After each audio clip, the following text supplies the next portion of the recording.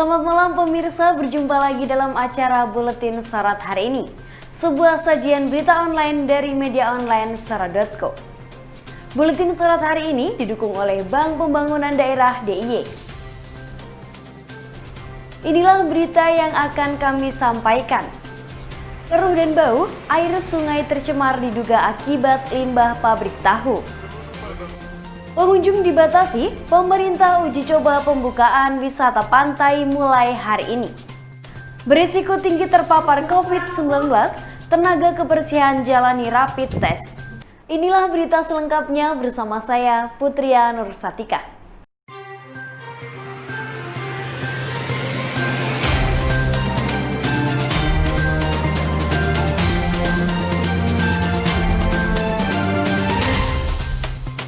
Keruh dan bau, air sungai tercemar diduga akibat limbah pabrik tahu. Sumber daya alam berupa sungai atau biasa disebut kali, sejak zaman dahulu telah dikenal memiliki berbagai manfaat untuk memenuhi kebutuhan hidup manusia. Dengan keberadaan aliran sungai, berbagai potensi dapat dikembangkan. Hal ini salah satunya dicita-citakan oleh kelompok pemuda yang tergabung dalam Forum Komunikasi Sungai Siraman atau Vokasi di Kelurahan Siraman, Kapanewon, Wonosari. Vokasi berkeinginan sungai di kelurahan setempat bisa berfungsi menjadi penunjang kebutuhan hidup warga. Bahkan, mereka juga berniat menjadikan sungai itu sebagai tempat wisata dengan harapan mampu mengangkat perekonomian warga setempat. Namun, hal itu saat ini hanya bisa menjadi mimpi belaka. Pasalnya, aliran sungai itu kini justru tercemar diduga akibat limbah industri. Sehingga hal itu membuat keprihatinan bagi pemuda dan sebagian warga. Seno Aji, tokoh pemuda Siraman mengatakan, kami, Forum Komunikasi Sungai Siraman, menuntut pabrik-pabrik di sekitar bantaran sungai untuk mematuhi Undang-Undang Nomor 32 Tahun 2009 tentang perlindungan dan pengelolaan lingkungan hidup untuk tidak lagi membuang limbah berbahaya dan beracun ke aliran sungai dan untuk turut serta memulihkan kondisi sungai seperti sedia kala agar sungai kembali berfungsi dan digunakan sebagaimana mestinya, dan mendesak agar seluruh komponen masyarakat untuk turut serta menjaga dan melestarikan sungai agar lestari seperti sedia kala. Wonosari, 23 Juni 2020, Forum Komunikasi Sungai Siraman. Ditambahkan Hidayatullah Hasani, sungai di wilayah setempat dulu banyak warga yang memancing. Namun, saat ini sudah jarang dijumpai. Menurutnya, hal itu dikarenakan ekosistem ikan di sungai tidak dapat bertahan hidup karena airnya tercemar.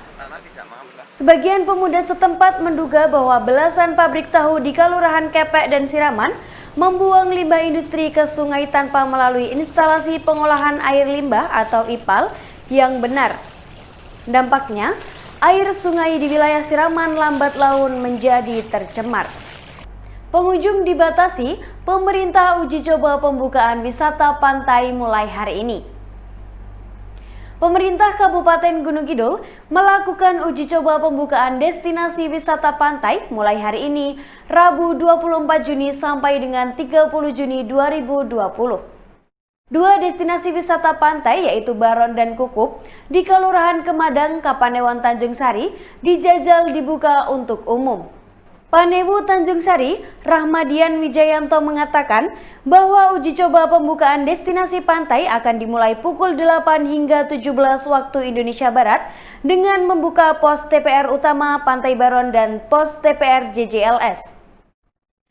Dalam uji coba kali ini tetap mengedepankan standar protokol kesehatan yang telah ditentukan, baik itu pelaku usaha wisata di lokasi destinasi wisata maupun wisatawan yang berkunjung.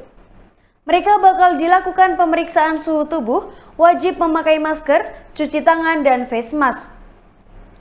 Di samping itu, juga ada pembatasan rombongan yakni maksimal 10 orang dalam satu rombongan.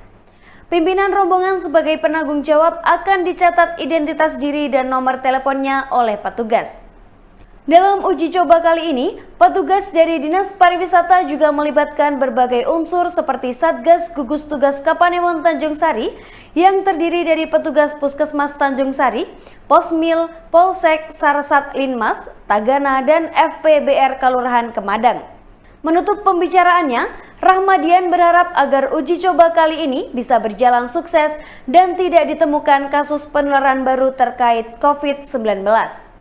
Berisiko tinggi terpapar COVID-19, tenaga kebersihan jalani rapid test.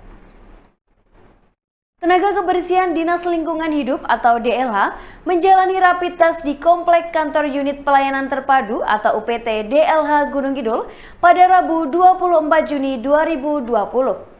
Masih mengenakan baju seragam tenaga kebersihan, di sela-sela bertugas mereka satu persatu menjalani pemeriksaan rapid test di tempat yang telah disiapkan sebelumnya.